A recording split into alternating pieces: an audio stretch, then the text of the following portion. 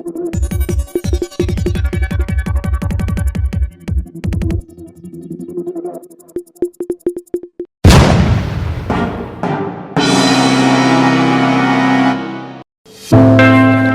बातमीचे प्रायोजक आहे vision academy. Pre primary, primary, upper primary, semi English माध्यम ऍडमिशन सुरू आहे। आजच संपर्क करा।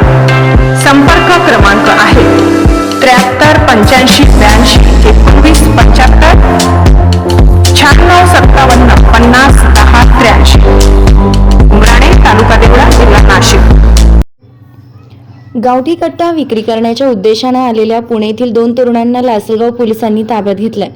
त्यांच्या ताब्यातून 3 गावठी कट्टा, 9 जिवंत काडतूस आणि 60,000 रुपये किमतीची शाईन मोटर गाडी असा 1,38,000चा मुद्देमाल जप्त केल्याची माहिती लासलगाव पोलीस ठाण्याचे सहाय्यक पोलीस निरीक्षक भास्कर शिंदे यांनी दिली आहे। सेनस्टाईल पाठलाग करत विंचूर येथील श्रीराम चौकातून 2 22 वर्षाचे असलेल्या तरुणांना ताब्यात घेऊन त्यांच्यावर गुन्हा दाखल करण्यात आला।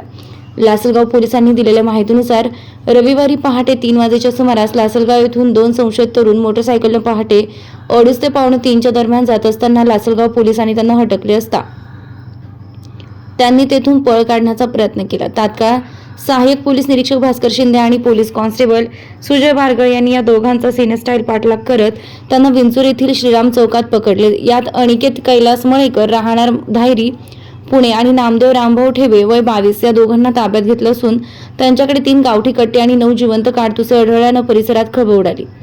लासलगाव पोलीस कॉन्स्टेबल सुजय बारगळ यांच्या फिर्यादीवरून लासलगाव पोलीस ठाण्यात विनापरवाना बेकायदेशीर हत्यार बाळगल्याप्रकरणी गुन्हा दाखल करण्यात आला असून शहर व परिसरात कोणाला गावठी कट्टा विकणार होता यापूर्वी त्याने शस्त्रे विकली आहे काय याची पोलीस कसून चौकशी करत आहेत।